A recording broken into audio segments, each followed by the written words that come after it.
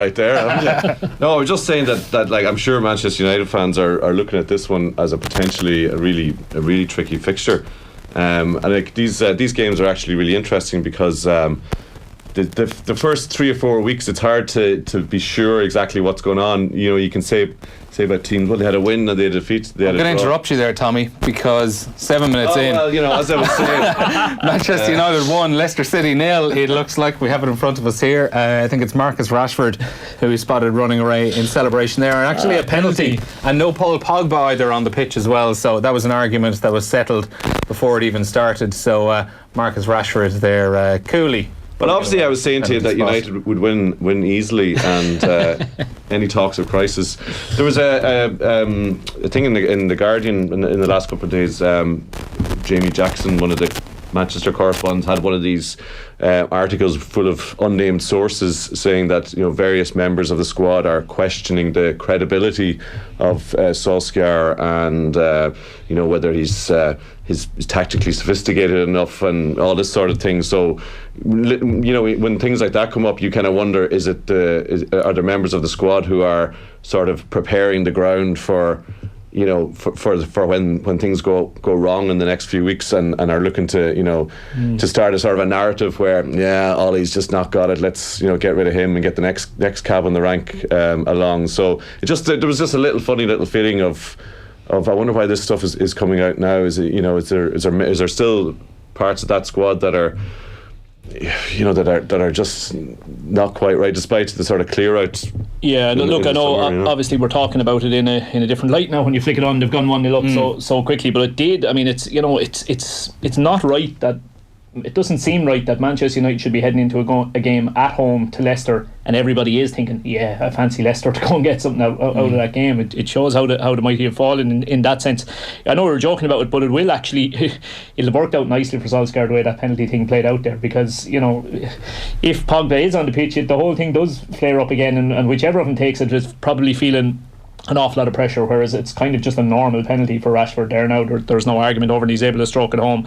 But yeah, they don't, despite being going up early here, they really don't look anything to fear at the moment, do they? No. Stephen Kelly is on the line as well. Stephen, afternoon, how are you? Very good, yourself, Neil? Not too bad now. Stephen, you were probably listening there. We're talking about Manchester United, and I suppose the problems Ole Gunnar Solskjaer has had over the last few weeks. Brilliant win to start the season, 4-0 against Chelsea, but ever since then you had the Wolves game where they looked so good for that first half, and all of a sudden things just slowly drifted away from them, leading into the Crystal Palace game, and just a shock 2-1 defeat. It looked for all the world like they'd gone back to the old days of Fergie time with their late equaliser, and it all falls apart after that. And then leading into the Southampton game, another draw, and all of a sudden we weren't even into September, and the pressure was already coming on to Ole Solskjaer a bit. Yeah, no, everybody is just unsure which Manchester United is going to turn up on the day, and that's issues. Whereas before, the consistency levels were so high, you knew that no matter what game they're going into, it was going to be a win or a draw pretty much.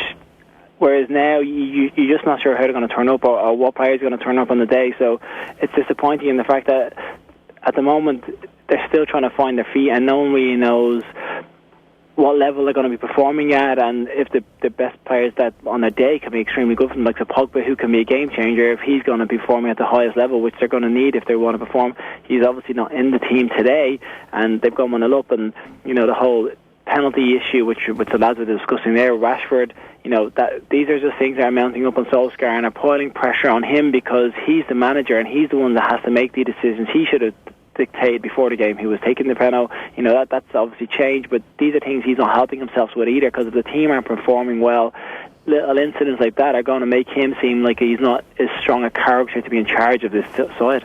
One guy I just saw there popped up on the screen in front of us, who's actually started the season really well, and I think a lot of people probably didn't really expect him to be such a main part of United's team in his first season, is Daniel James. Now, there has been a few controversial moments where he should have probably stayed on his feet a little bit more than he has, but how impressed have you been with the way he's played early on?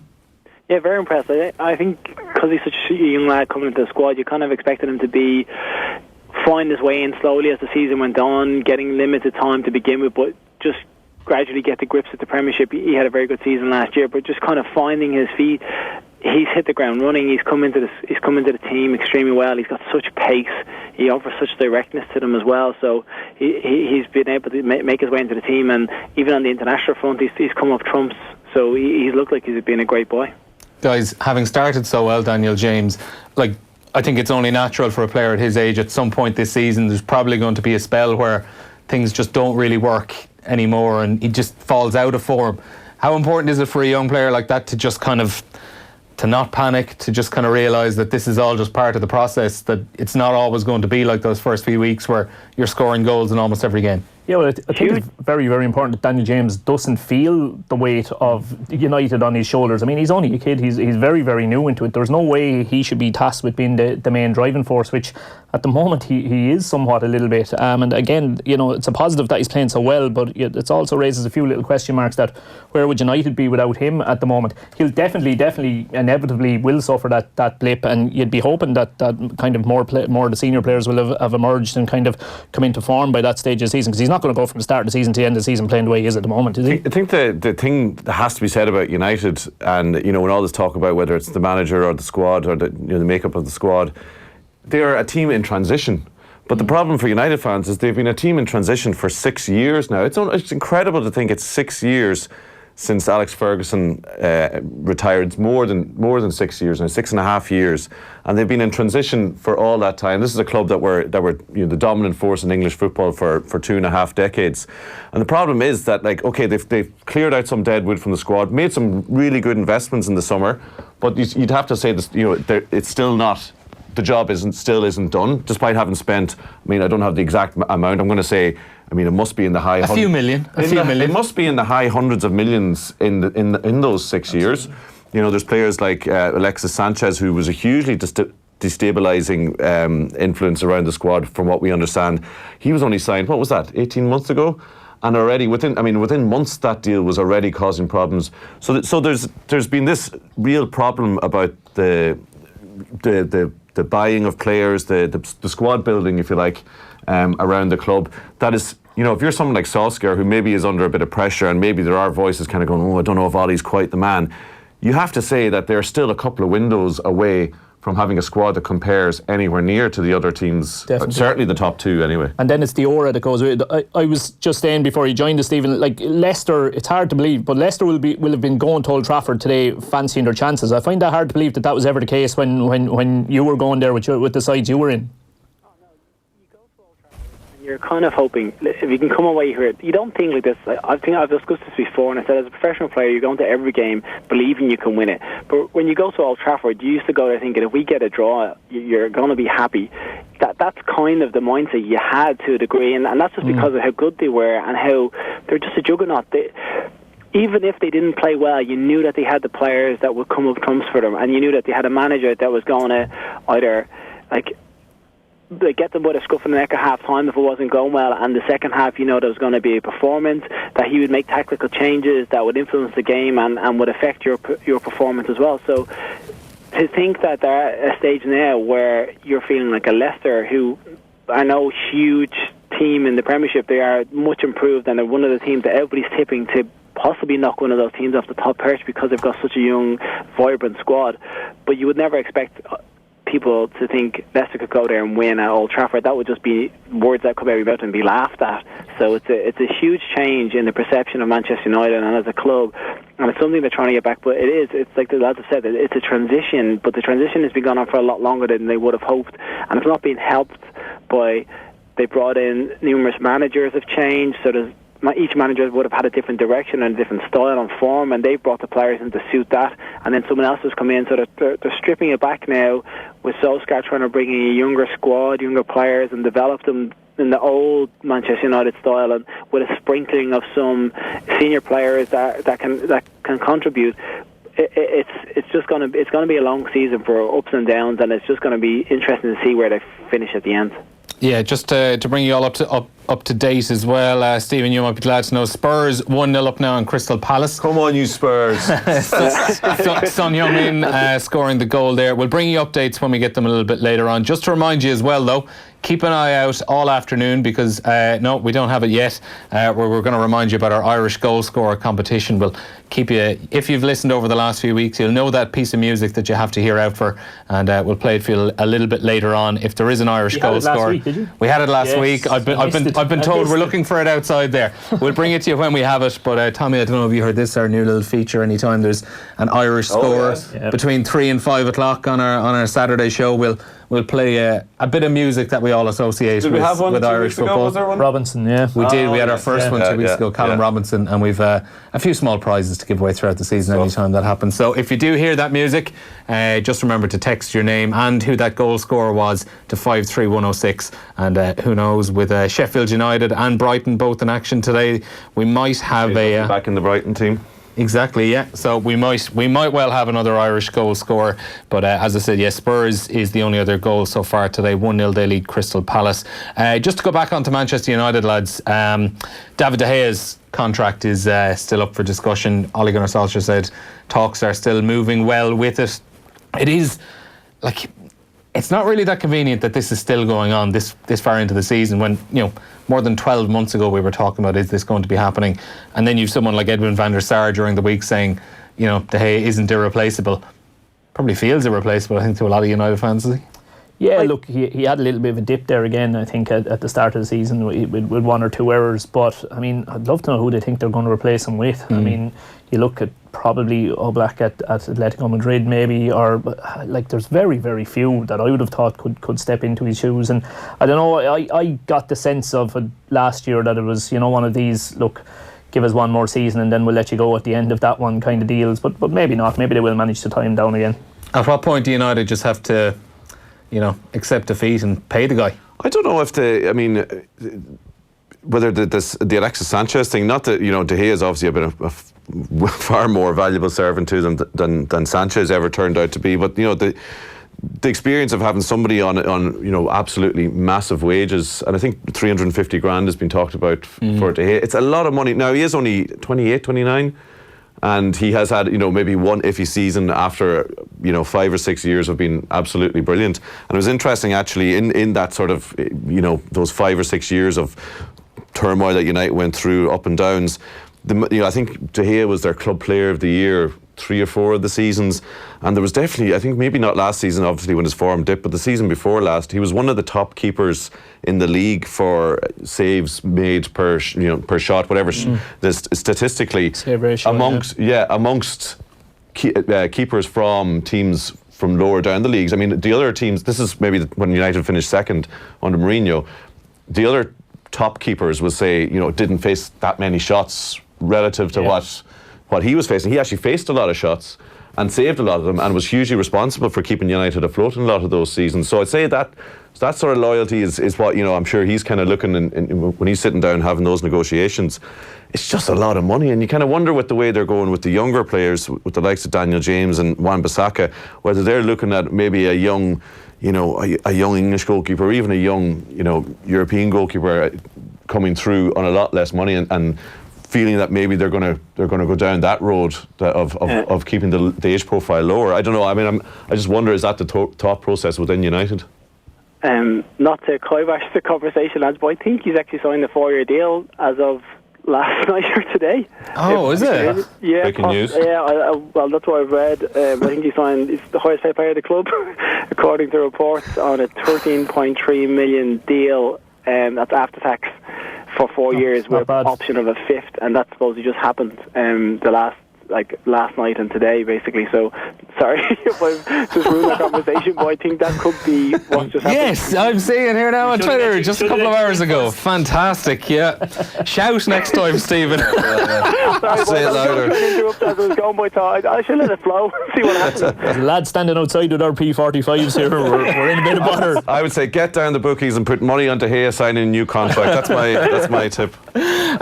Also, as well, there has been a couple of goals in the Championship. There has been an Irish scorer in the Championship. Unfortunately, though, it's we're only Premier League is our competition for our competition. But Shawnee Maguire's been on target for Preston at the moment. They're 1-0 up on Brentford at the moment. Some other scores from the Championship: Blackburn 1-0 up on Millwall. It's 1-1 between Hull City and Wigan. Preston 1-0 up on Brentford, as I say. Queen's Park Rangers 2, Luton Town 0. Stoke 1-0 up on Bristol City, and the rest of those games all 0-0. Fulham and West Brom drew 1-1 in the early game this afternoon. But some more details on that contract for De Gea. He had been out of the contract at the end of the season, but he's signed a new 4-year deal with the option of another one, understood to be earning a basic wage of 250 grand a week, rising to 350,000 with performance-related clauses. That probably seems a little bit lower than what he was expecting, is it? Just to say, I'm waiting for the Manchester United website to officially announce that before commenting. We don't comment on speculation any further on this. I mean, you could dabble in speculation if you like, but it's only concrete for you guys. That's it. No, it's not bad money, all right. That's for sure. It'd be interesting to see what the performance races is. It just playing clean sheets or what way they've built that in, but. Look, it's probably a deal that keeps both sides satisfied. He's got a lot of money, and he probably had them kind of in a position where he held all the cards and had all the strength in those negotiations, really, didn't he? Well, as Tottenham would no doubt agree, like having players running down the last year of their contracts and the instability that's brought to them. Like it's good. It's a good news thing for United. Whether it seems if everybody's happy and the club are happy with the deal, and it's not causing any disquiet. I think De Gea's standing in the dressing room is such that I'm sure whatever deal he got, nobody's going to begrudge it to him, and it means they go forward. He can concentrate on his own form, and Solskjaer's not getting asked at every press conference about it. What happens with deals like that, Stephen, you'll probably know better than me, but having been in those shoes, if in my position when I would have been managing a League of Ireland side, if you were trying to tie down the first player or two of a new season, you end up paying over the odds for them, because in your head you're thinking, right, if I get them tied down, then others will go, oh, that's a good sign, and they're serious about it this year. I want to be on a team that player is in. So, and that player probably knows that as well, that he's kind of a token signing that the rest of your dominoes are going to fall down then after it, and he can hold you to ransom in that respect, Mm-hmm. Yeah, it's that statement that they're making, basically the same. We're holding on to a player who's been coveted, who we hold him high up the pecking order. He's a senior player now, and with them looking to bring the age down, you want that spine of your team to have some experience and some level of kind of like that age is important for them. So for him, he could be a catalyst for other players signing, for the young players to feed off, for people to get around him and use him as someone that's got all that experience, and he can hopefully give that to the rest of the squad. And he's one that's started off as a young player on the ropes a bit, so he's come through that level of not performing well, but then coming into the forefront, and now he's one of the stars of the team. So if any of the young players were to have a dip in form or not perform level, they can see that he's done it before. He's got stronger and got better. He's gone on as well. So it's a good one to have. He used to get awful abuse in the first season, didn't he? Incredible abuse, yeah. He was, he really, really came through all that side of it very, very well, because obviously the doubts over his physique and mentality and all that kind of thing. I think there was a bit of immaturity off the pitch as well. He was pretty young at the time as well. Was he still a teenager, around 20 odd? Yeah.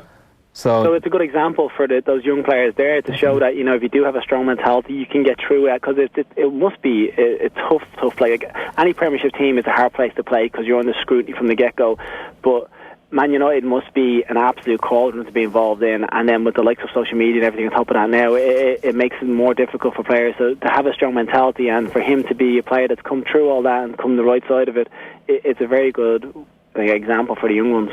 Mm-hmm. A couple more goals already gone in at the Tottenham Hotspur Stadium. 3-0 now to Spurs. Just over 25 minutes gone, and it was 2 goals in 2 minutes. Patrick Van Aanholt scored an own goal on 21 minutes, and then within about a minute or 90 seconds, Son Heung-min got his second of the day. So Spurs 3-0 winners last time round against Crystal Palace, 3-0 up already. 3-0 up, on Crystal Palace at the moment. So they're looking very much back on track at the moment. Things going well for them. Huge result if it continues like that for Spurs, given the mood around them. before the international window. Hasn't exactly been buoyant right enough, yeah. No, look, it's still a very, very good squad. As you say, it's more so mood than anything else, isn't it? Like, even the performances haven't been too bad, really. But it just, yeah, I think it all comes from Pochettino's bit of unrest. I think that's definitely where it stems from. But look, hopefully, as a Spurs fan, they're going to kick on with that result. The thing about Spurs is what everybody says is that like Pochettino was so much a part of their success, in that, you know, his personality around the club, like he was all about, we're all, you know, positive and we're all going forward together, and maybe they weren't getting paid as much as some of the other top teams, but they were all together and they were, you know, they had that sort of that spirit within them that he always talked about. Like he talks less about tactics in anything he says, and more about, you know, energy and positivity, and he seems to really buy into that. And then suddenly, when the players were convinced that he was actually going in the summer, and then they're kind of going, is he committed? And then a lot of the players are linked with moves away, and they're not getting their moves, and he's obviously frustrated at that.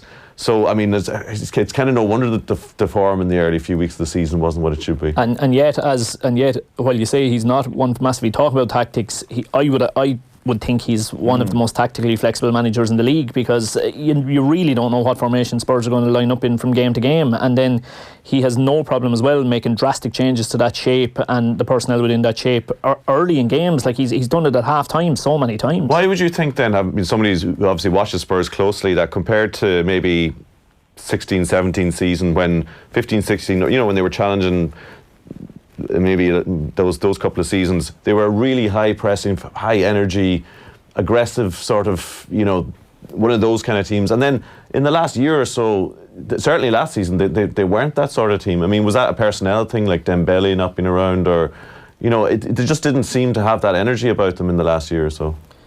I'll let you in on that, Stephen.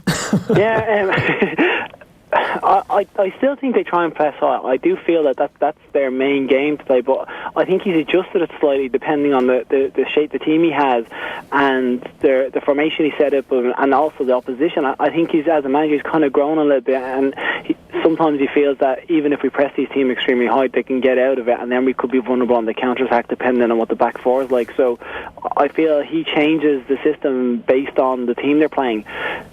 I do think that they offer a high press, and when the likes of Son is on the pitch, and Mora and Kane as well, the Son's energy is infectious. Eriksen gets high up the pitch as well, so they do it very well. When they're playing the likes of Man City and Liverpool, who probably do it better than them, that's when they can come unstuck, and I find they try and adjust the tactics slightly to accommodate that a bit. Do you think they struggle, for example, the first day of the season, and they broke down Villa in the last 20 minutes, and then the defeat to Newcastle, when teams set up really deep, and obviously there was issue with not playing Eriksen from the start. That Newcastle game, for example, I mean, they looked like they were passing it in front of the Newcastle defence, and not really in the way the City might break teams open even when they defend deep. Spurs seem to struggle with that. Yeah, I think a lot of it was in front of the back four. They weren't getting enough people behind them making runs off the ball and just pulling them out of position. Newcastle set up a very solid shape, and they were hard. Tottenham found it very hard to break down. Villa were the same. Villa kind of set up camp, but in the Villa game, Tottenham were able to turn it on, and then they're just so clinical, and they're finishing against Newcastle. They couldn't do that. I think that's where the likes of City are. And Liverpool are better in those aspects, that they have Mane, who's on fire, and just the pace that he offers behind the front four, and your teams are always wary when they run on. When they get Eriksen into the team, and when he is playing, like he was not really, like, again, the Villa game, he came on in that match, and I was like, if you don't tie this guy down and offer him the biggest, like, put him on par with Kane, you're off your head, because you're not going to replace him, because what he did in that match when he came on was just unbelievable in the short space of time he had. So he is inspirational to them, and he is the one that picks a lock and can unlock a team, and trying to keep him happy, and supposedly by reports are offering him a huge contract at the moment, which is hopefully he'll sign, and I'm sure we'll be happy with that from our end if he does. But yeah, I think sometimes they lack that little final bit of just nous and creativity on the box to cause the team to drag them out of positions. But when they do get in those areas, they are so clinical at finishing. Son shows it. Kane is just, inevitable. When he gets the ball in the box, he's going to score. So they can be around this. Just Liverpool and Man City have just taken it on such another notch that it's so hard to keep up with them. Mm-hmm. And just on the note, we're going to take a quick ad break here now. Just in the last couple of moments, David Hayes pulled off a brilliant save from Ben Chilwell there, kind of caught it on the half volley edge of the area, and it looked like it was just dipping in under the crossbar. But it's a great game, this, by the way. Yeah, De Gea got a good hand to it. Leicester really putting United under pressure in the last few minutes. Before we go to our ad break, though, just to keep you in the loop on a story that seems to be developing this afternoon away from football, but obviously very important with the Rugby World Cup coming up next week, because Robbie Henshaw, it seems anyway, is emerging as a possible injury doubt for the World Cup opener against Scotland, and potentially after that as well. The flip side of that is that Will Addison has been withdrawn from Ulster's pre-season game this afternoon. He had been listed to play in that, but he's been pulled out of that matchday squad. I think it was against Glasgow Warriors this afternoon. So the two of those combined, at the moment it's only speculation. We'll keep you up to date on that if there is any more information on it, but worrying times I think for Robbie Henshaw, just a week out from that opener. And on the rugby front as well, next Wednesday, September 18th, we're going to be in Limerick for the latest Off the Ball roadshow at University Concert Hall. Clive Woodward, Brian O'Driscoll, Keith Wood, comedian Pat Short and more will be live on the night.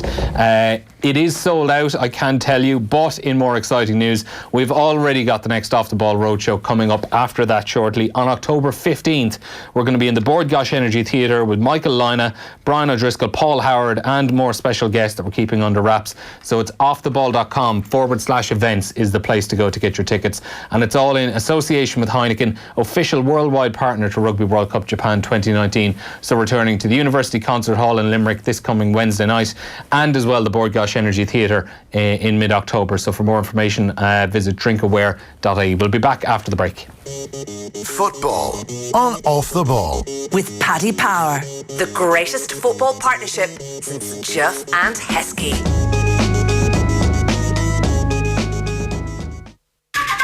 Screen Time with John Fardy.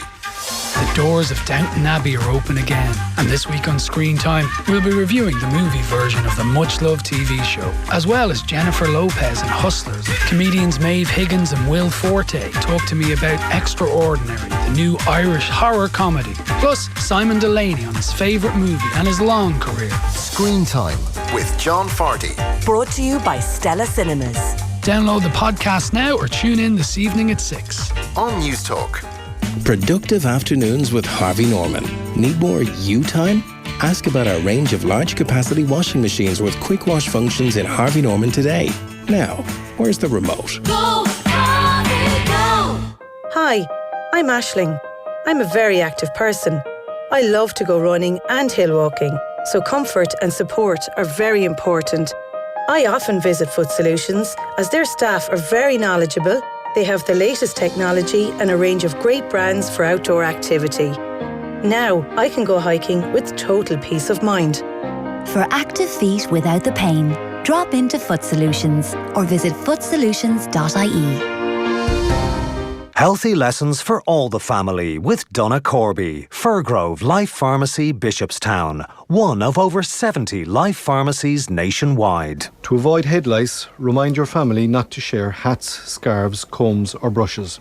If you suspect their presence, we are happy to advise on the best head lice treatments. This September, talk to the team at your Life Pharmacy about the 3 for 2 on selected vitamins and other health essentials. Life Pharmacy. Live better together. Brown Thomas has the eye on rugby's biggest prize. Just shop with MasterCard, in-store or online before the 15th of September 2019 and enter the prize draw to win a trip of a lifetime to the final of Rugby World Cup 2019 Japan, courtesy of MasterCard. Terms and conditions apply. See brownthomas.com for details. Enjoy an unforgettable break with Air Arabia. Relax on beautiful sandy beaches. Enjoy exciting water sports. Play on spectacular golf courses and much more. Book today direct flights from Dublin to Agadir starting from €135 return, including taxes. Visit airarabia.com. Be confident in the next car you buy. At Dundeel, you can find cars from over 1,000 trusted dealerships nationwide. Now you can search for cars with warranties and monthly finance options to meet your budget. Dundeel, Ireland's largest car showroom in the palm of your hand. International football is more exciting than ever.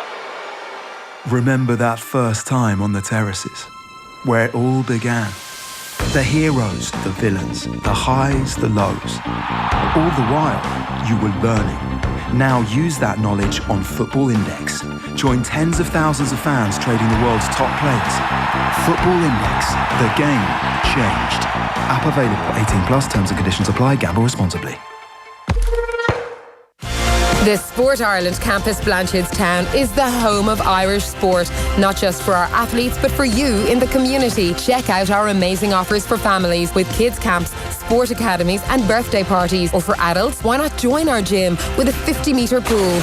Or your club, school, friends can book one of our world-class indoor or outdoor facilities, including our athletics track, soccer, basketball or badminton courts and many more. Check us out on sportirelandcampus.ie. Is your business Brexit ready? If you own a business, there are practical steps you can take now to minimise disruption and costs and to manage upcoming changes. To help you prepare, the government has published a Getting Your Business Brexit Ready booklet. You can download your copy and find further information that will help prepare your business ahead of Brexit by visiting gov.ie/Brexit. An initiative of the Government of Ireland. Since 1927, ESB has been working towards a brighter future for all. Today, that means finding new ways to use clean electricity in our everyday lives. Like electric heat pumps, which are 3 times as efficient at heating because they convert energy from the air outside your home into useful heat within. Be part of a brighter future. Find out more at esb.ie.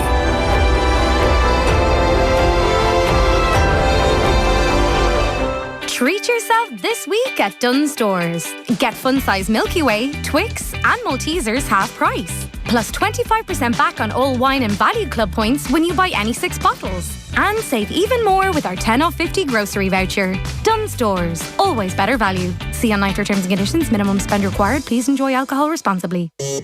Football on Off the Ball. With Paddy Power. The greatest football partnership since Shearer and Owen. Yes, you're very welcome back to Off the Ball. Neil Treacy here with you. We're on the air till 5 o'clock looking at all things football at the moment. Manchester United 1-0 up on Leicester City. Tottenham 3-0 up on Crystal Palace. Liverpool earlier today 3-1 winners at home against Newcastle United. So 5 wins out of 5 for them.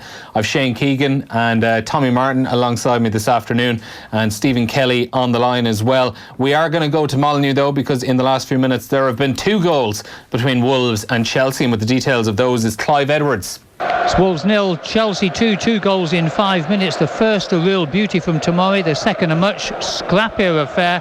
In fact, Wolves had plenty of chances to clear it or get rid of it, but eventually the ball went to Tammy Abrahams, who pounced on it just 8 yards out and fired it past the keeper. Wolves won't be happy with that. In fact, the scoreline will really be something unhappy for the whole of their fans. It's Wolves 0, Chelsea 2. Yeah, so good start for their first half so far for Chelsea. 2-0 up against Wolves at the moment. We'll keep you up to date on how they're getting on throughout the afternoon until 5 o'clock. Guys, we're just back from the international break, obviously. A good, hard-earned, classic 1-1 draw against Switzerland in the European Championship qualifiers, and Georgia doing a big favour against Denmark as well a couple of days later. But I suppose since then, we have had the 3-1 win against Bulgaria. First half, I think, was it was pretty tough stuff to watch, wasn't it? Pretty tough stuff. By full time, there had been a few more goals. There had been some guys that got their first international goals. We'd seen what we wanted to see from someone like Josh Cullen and Jack Byrne, who got his 15 or so minute cameo, and I'm really impressed. Overall, your thoughts on, I suppose, that game against Bulgaria and how many of those guys can maybe push on and actually try do something and force their way into a qualifier? I think the Bulgaria game, certainly up until late in the day, was been very heavily overshadowed by the under-21 game, really, wasn't it? Because they had been so impressive. I mean, that's an absolutely fantastic result, a phenomenal result. And I think the more dour the game was against Bulgaria, the more the Twitterati were pretty much had the whole 21 side as the senior side there, I think, pretty much, didn't we? Everybody was getting dropped for them. But it did pick up a bit in the second half. So you've kind of named the main names that caught the eye. Brown and Cullen in midfield did quite well, particularly in the second half. Obviously, Jack coming on, and then Collins getting his goal as well. So there'll be 4 players there coming away with smiling from ear to ear and with their confidence up and feeling that they can push on to try and play some part over the competitive games now. So will, but I think the 21s were the story of the day, certainly. I mean, what absolutely fantastic result. Stephen, what were your thoughts on the last week that was for Irish football? Sorry, I didn't hear that, sorry. Sorry, what were your thoughts on the last week that was for Irish football with the win against Bulgaria and the lads who stood out on the night as well as the under-21s? Yeah, it was an interesting game. I think it started off, and I'm sure a lot of people probably would have switched off by half-time because it wasn't the greatest of games and we weren't full-flowing. But as it persisted, as it went on, we got more into the match, and there's a couple of people that stood out, and I thought Jack Byrne made a very good account for himself, came on, did well, tough circumstances, a step up for him as well, and I thought he was impressive. Overall, I'm not sure how many are going to force themselves into a mixed team. I think when he plays in these big games, like the likes of Switzerland and Denmark, it's pretty much it's going to be the team. Unless there's injuries, I can't see that changing. I'm not too sure who is going to fight their way into it. And as much as the lads did well, I think they would have had to put in more of a count. Like I said, there's probably more chance of someone like Parrott squeezing himself in the squad now on his 2 performances than it would be one of the lads that played in those games, I would have thought. I was wondering when we were going to hear the T word. It's really interesting kind of talking point at the moment. When do you put him in? That's like one you kind of feel that Mick is kind of going, lads, he hasn't actually played. As far as I'm aware, he hasn't played a game of senior football, competitive football, and I really hope for his sake, like our desperation for a player to come through isn't going to see somebody get pushed in and have to deal with all the hype. Like we always have, like Stephen will obviously know this, like we always have a pot of gold at the end of the rainbow in terms of like a player who the press and the fans kind of feel, if only we get him in, if only we get Stephen Ireland in or Andy Reid or whoever it is, get Wes in. It's different when it's a young player, isn't it? And that's absolutely, fans are absolutely entitled to do that, and there's no doubt like Parrott is going to be, we think and we hope he's going to be the man, but it's really hard for Mick. Like he's got 4 games now in the next 3 games in terms of competitive in the next 2 months or whatever it is. There's no more room. Is it in his interest to give a 17-year-old a try? There isn't much room for experimentation. I wonder. I should get really interested to get Stephen's taking this, and Stephen's making the point that how many real spaces are there in Mick's likely sort of starting team, or players he might want to make, or he might feel that could do a job for me if called upon. I thought James Collins was one of the interesting ones the other night, because Mick said afterwards, he used the word in his proper Yorkshire tongue. He said James Collins proper centre forward, and like I got the impression we were doing the England Kosovo game on Virgin Media that night, and we were doing the highlights of the Ireland game, and Niall Quinn and Kevin Kilban were both on, and they both kind of raised an eyebrow at that because they felt that James Collins was a real Mick player. Like he was a real player that like could do the fundamental things of as they say, old-fashioned number 9. Like if you see the goal, I think he controls it on his knee, lays it off wide, gets in the box, finishes it off. So like Stephen, do you think there's like he's going to think, right, if we need a goal in the last 10 minutes at home against Denmark or away against Switzerland, like that he now thinks that maybe James Collins has gone up a little bit up that pecking order a bit, and can you take that out of a game like Tuesday night? Yeah, I think Collins it's not just a game of Tuesday night. He's made a very good account of the last couple of seasons at league level. He's performed well. He scored a lot of goals. He's like a number 9. He gets himself in the box. He can be physical at times. So Mick will definitely be looking at him as someone that, like, because McGoldrick, the mantle's on him at the moment. He's up there in his own, and you're bringing Robinson into it. But it's in these big games when we're playing away from home, or the Switzerland and Denmark, when there's one striker, you're thinking he could throw Collins up there beside him and make a nuisance of himself and try and come up with something, because he does have a very good goal scoring record over the last couple of seasons. He's in good form for his club as well, so you would feel that is an option for him. And Mick's comments on him are very poignant, because that's what Mick will probably be looking for and thinking, you know what, I'm trying to move forward and trying to bring this team on, but having a little bit of old school from what I'm used to doing and what I would have had for a long time might actually benefit me. So I think he will definitely be someone that could feature in the future. Yeah, he's kind of had to rebuild things for himself. Obviously he had the incident at the racecourse that didn't go down well, and he had to kind of put all that behind him. I actually saw him. I'm trying to add up the years now. Probably about 7-8 years ago. I went over to Aston Villa for a week. To Martin O'Neill was actually, so it's probably even longer. Martin O'Neill was in charge at the time.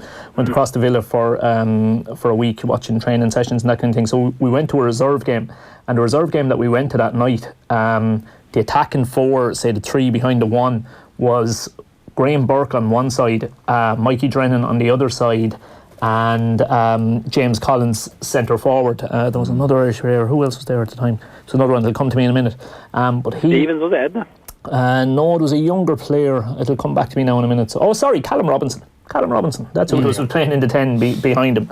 But at the time, like James Collins, they were, everybody around Aston Villa was saying, I think it might have been John Carew might have been the starting centre forward or somebody like that, and they were really, really pushing that. They really thought James Collins was going to break through and become a nailed down first team player, and obviously he's had to drop well down the divisions to try and actually get games and get goals, but his form, I mean, he's scoring at every level, isn't he? Absolutely, that's the point. Yeah, he really, really is. He's scoring at every level, is right, Tommy. Yeah, he's doing fantastically well at the minute. And we see that with the players like Vardy and there's various cases. I don't know. I mean, are there certain players who the natural inclination is to say, okay, he's done it at League One, but this is a step up now, or Premier League. That it's certain players that just have that nous about around the penalty box that will always get goals, and we don't have too many of them, as we know. Certainly don't. One name actually just popped into me in the last few minutes. I don't know how many of you read the piece with Stephen Ireland. I know when you just briefly mentioned him a few minutes ago and that name popped into my head, but that interview he did with The Athletic during the week, I don't know, did any of you read that? Yeah. Like, just some of the stuff, and it was really fascinating. You kind of maybe learn a bit more about, why his career tailed off the way it did and stuff, but when he's talking about his early years and he's at Man City earning £85 a week and bringing up 2 kids on his own, it really just kind of hammered home how incredible he was doing to be such a star at such a young age at Man City, and you're kind of baffled at, how was he only earning 85 quid a week and stuff like that. Did you have much of an overlap with him, Stephen? Yeah, I played with Stephen for his probably whole time in the Irish team. I played with him, never at club level, and yeah, he's talent. Like, we were there in the game. It was Slovakia where he came up with that unbelievable goal, and then I was there also for the incident where he flew home. So just the ups and downs for him, and talent-wise, it was unquestionable what he was capable of doing and what he could have brought to us as a nation, and what he could have done, because he was so good. He was on the ball, getting forward, scoring goals. He was just such an all-round midfielder, and something that we didn't have. So such a waste to see him not go on and fulfill what he could have fulfilled at both club and international level, and for him to taper off and drop away from it so quickly as it did, it was just very disappointing. A lot has been said in the press about other situations that happened with him, and like I said, I was there for one of them when he came home. So it's just some strange things, and you I suppose when you see what's happened at a young age, he had a lot to deal with. You probably feel that there's a reason behind why it all went the way it did. Yeah, like not to be too bad, but like the Athletic interview is brilliant and it's riveting and it's a great read, but it's Stephen Ireland's account. Yeah, I was thinking that in certain places where he was. Exactly. I think he was talking about Roberto Mancini and how he was kind of saying, if anything, I was asking too many questions and I was being too eager, and you did kind of think maybe this is the way he was kind of seeing this happen for him, and he has gone on at so many different clubs now and things haven't worked out, that you kind of wonder, is there a pattern there? But certainly the stuff about his early years of his professional career were really fascinating. Stephen, I was curious to know, like, at the time, as you were saying, when you were kind of interlapping on your international careers, and he was talking in various points in that interview about how, like, he would be away on duty with Ireland, and the FAI they'd have arranged for babysitters for his kids and stuff. Would you have been aware of his personal situation? No, not to that extent. No, I wouldn't have. No, I wouldn't have known that was the situation. Was this when he was a young player, or when he's in the senior team? Because I'm not. Was he talking about when he's in the youth team or the senior team? Because in the senior team, I never played with him underage levels. I only ever played with him in the senior team. So, and I'm not sure whether if it would have been organising babysitters if he was playing in the senior team. I would have thought that that's something that you'd expect him to be able to do himself. But I don't. I'm not too sure. I couldn't really comment on it really. 4-0 now for Spurs against Crystal Palace. Half-time whistle is gone. We'll get you some reports as soon as we have them. Eric Lamela, the scorer, on 42 minutes. I was trying to keep an eye out on that because it flashed up and it vanished for a little while. I don't know, was there a bit of VAR? A VAR, yeah. But Spurs 4, Crystal Palace 0 at half-time at the moment. It's also Chelsea 3-0 up on Wolves. We'll get to the details on that. Their third goal was scored by Tammy Abraham again, his second of the game. Sheffield United and Southampton 0-0. Manchester United 1-0 up on Leicester City, and Burnley and Brighton and Hove Albion 0-0 as well. We do have that little bit of music that we can play you. Just keep an eye out for it later on. We don't have a goal to bring you, but if you hear this, then you know exactly what you have to do. Text us, listen out for the report of the goal afterwards. Text us who the goal scorer was, your own name, and we'll get back to you as soon as we can, and we'll announce a potential winner later on in the show. Also this afternoon, plenty of games going on in the Championship. As we mentioned, Seanie Maguire on target for Preston. They're 1-0 up at the moment against Brentford. It's currently Stoke 1, Bristol City 0. Sam Clucas, the only goal scorer there. Queen's Park Rangers 3-1 up on Luton Town. They're 3-1 up there. Fulham and West Brom drew 1-1 this afternoon. Blackburn 1-0 up on Millwall. Charlton and Birmingham 0-0 at the moment. Hull City 2-1 up on Wigan. Middlesbrough and Reading still scoreless, and Swansea and Nottingham Forest the other game as well. Just on before we move off, I suppose Spurs in Ireland and Troy, like we're talking there about how built up Troy Parrott is being. I've got a brother who's a year younger than Troy Parrott, and the Kennedy Cup every year, the big tournament down in Limerick. Yeah. He would have went down to the Kennedy Cup a year above himself, so he would have played at the Kennedy Cup that Troy was at. And like I'm talking, he was Kennedy Cup players are 13 years of age thereabouts. And the rumour doing the rounds down at the Kennedy Cup at the time was that a prominent Irish agent had been to Troy's house the week before the Kennedy Cup and had refused to leave until he signed terms with him. So like that's how long he's being beat up. You know, it's mad, really. Is there any potential way that he gets game time in the Spurs team, unless Harry Kane gets injured, or is there a role as a sort of a league or FA Cup maybe? I think possibly. Is that the only way he gets game time? You'd imagine so. Yeah, go on, Stephen. Sorry. Yeah, I think there's a chance he could get a game in the Carabao Cup. I don't think he'll be on I don't think he'll start, but I think he could get a position on the bench for that game in a couple of weeks, and that's an option. I think he's been in the squad pretty much. I think there's 2 or 3 young players in and around the Tottenham squad that travel to most games with the first team and then don't make the cut for the bench on the weekend. I think Troy is one of those.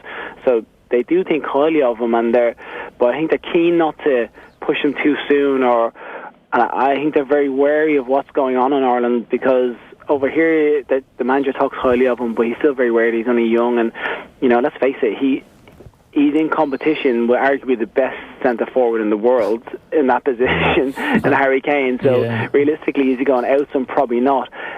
And when Harry Kane's not fit, there's other players that they play, and like the Son and Mora and Lamela, these players that will come in and play. So he won't be first choice to get into the team if Kane's not fit. He will be. That will mean he, at some point he might get a place on the bench. But I think at some point throughout the season you will get an option to see him, and I think he's at every level. He's capable of scoring goals. He's got a knack for scoring goals. He's a good finisher. So when he does get a chance, he could get a goal early, and that would probably just heap the pressure on him even more. We just have to give him time. I feel from our point of view, we want him to come through and burst into the scene like Wayne Rooney or Robbie, and it's not really fair because he is trying to get into one of the best teams in the country at the moment, and that's going to be hard. Are you surprised, Stephen, that they didn't let him go on loan? At the start of the season, I was talking about it, and I was saying because of the way the Championship window is, and that closes the same as the Premiership, and there's I think it's only emergency loans in between, that was it for him, so he wasn't getting an opportunity. So for his development, you would have thought getting game time as playing senior level in the Championship would have benefited him. At my age, at Tottenham, I went on loan. It benefited me no end. I came back knowing what I needed to be in the first team player, knowing what it was like to lose an important game. It was just... As Harry Kane did as well, didn't he? I mean, he had several loan spells. Yeah, I literally played every division in a single year at Tottenham. So I went on loan, I went to every division, and I came back and made my debut at Tottenham, and that was instrumental in me going forward as a player. It was a learning curve, and you realise that the lower divisions, how tough they are, how physical they are, and as a defender you needed to step up to that quickly. For Troy, it would benefit him, but I think Pochettino will benefit him as well. The type of manager they have there, he seems so hands-on and so willing to look into the young players and try and see what they need to develop and help them develop. So I think he will help them.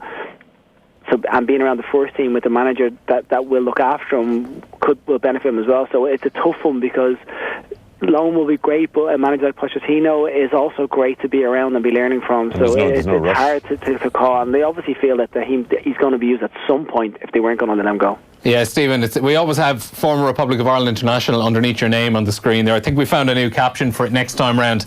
Played all 4 divisions in the one season. Definitely a table quiz question of the loser. It wasn't a season because that's not legal. One calendar year, yes.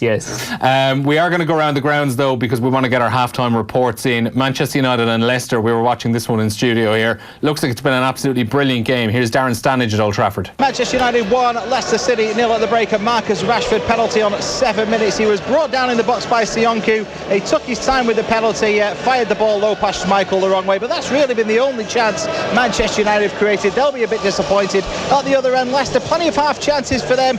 One meaningful effort. Chilwell on 29 minutes. His effort was tipped over by David De Gea. Fairly even, but it's the Reds in front. United 1, Leicester 0. As we heard as well, Spurs absolutely cruising against Crystal Palace at half-time at the Tottenham Hotspur Stadium is Mike Lawrence. Tottenham Hotspur 4, Crystal Palace 0. Crisis, what crisis? Tottenham came flying out of the traps with 3 goals in the opening 23 minutes. The first from Heung-min Son came after Spurs broke quickly from a Palace free kick. Son had a hand in the second, finding Serge Aurier on the right. His effort deflected past Gita in the Palace goal by Palace defender Patrick Van Aanholt. Son added his second and Tottenham's third from the left-hand side before Eric Lamela made it 4-0 at the break. Tottenham 4, Crystal Palace 0. Meanwhile, at the AMEX Stadium, Brighton and Burnley is probably going as we expected. Here's Richard Newman. Half-time, Brighton and Hove Albion 0, Burnley 0. If you predicted before the game this match might be last on a certain highlight show, you're probably not far off. Not the greatest half. Burnley almost went ahead fairly early on when Brighton defender Dan Burn fired over his own crossbar after Adam Webster deflected Dwight McNeil's cross, and Brighton really struggled to settle, but looked far better in the final 10 minutes of the half. Solly March forcing a decent save, lowest near post from Burnley keeper Nick Pope. Glenn Murray will be disappointed he failed to get his header on target 6 yards out after a decent cross from the left, and then Murray again had a shot from the edge of the box saved low by Pope, but one that he really would expect to save. At the break, it's Brighton 0, Burnley 0. And there also doesn't seem to be too much going on at Bramall Lane. Sheffield United and Southampton. Joe Rawson. Half-time, Sheffield United 0, Southampton 0. An entertaining first half that has been a good example, really, to show that both of these sides are missing a quality striker. Both have been good going forward and have created plenty of goal-scoring opportunities. The best for the Blades, falling to Republic of Ireland striker David McGoldrick, who should have scored when he was put through one-on-one by strike partner Ollie McBurney, but Angus Gunn made a good save. He also got onto an Ollie Norwood in-swinging free kick, ghosting in at the back post, but couldn't direct his shot on target. At the other end, Sofiane Buffon struck the upright with a powerful drive from the edge of the box, and former Blade striker Che Adams forced a brilliant save from Dean Henderson low down to his left from his towering header. And in stoppage time at the end of the first half, Adams in again, found himself in tons of space at the edge of the area, but he fired his shot straight at the Blade stopper. It could have been 5-4, but it's not. Sheffield United 0, Southampton 0.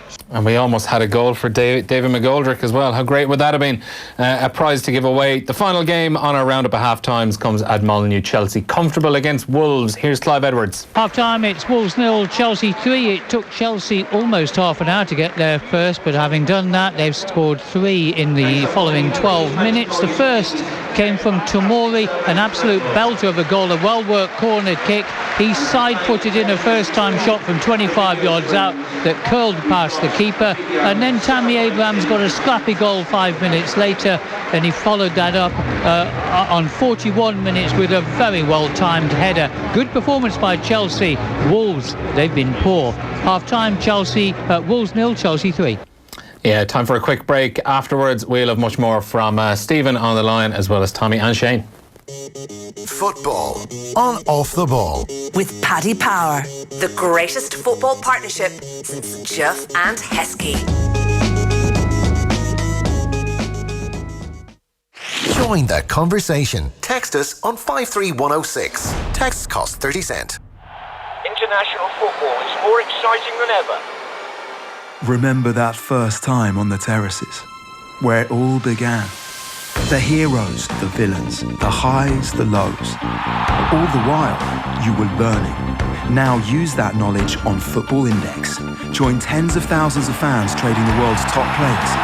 Football Index. The game changed.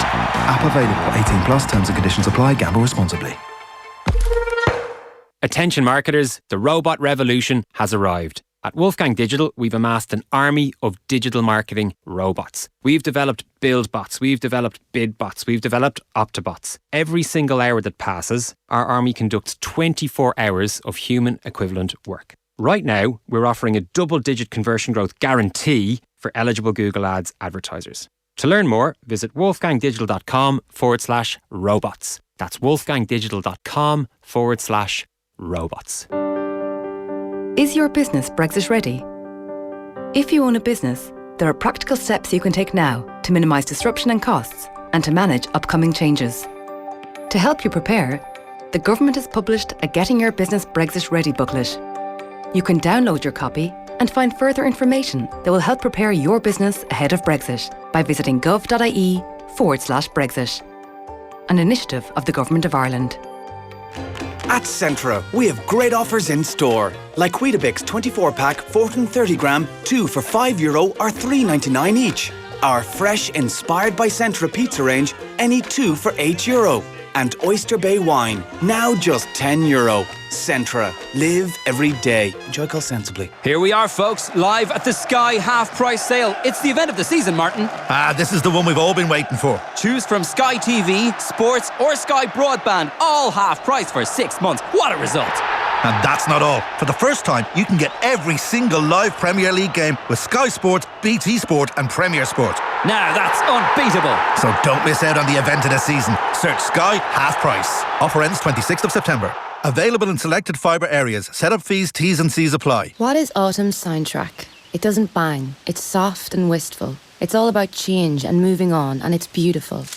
But even in autumn, some things don't change. Irish emergency and hospital services need a stable, regular supply of blood throughout the year. Unfortunately, the rate of donation often falls as we focus on the changes from our summer to autumn routines. We know the changing rhythm of your days is keeping you busy, but we know we can count on you. So please make the time to visit your clinic this autumn. Go to giveblood.ie, where every one counts. Be confident in the next car you buy. At Done Deal, you can find cars from over 1,000 trusted dealerships nationwide.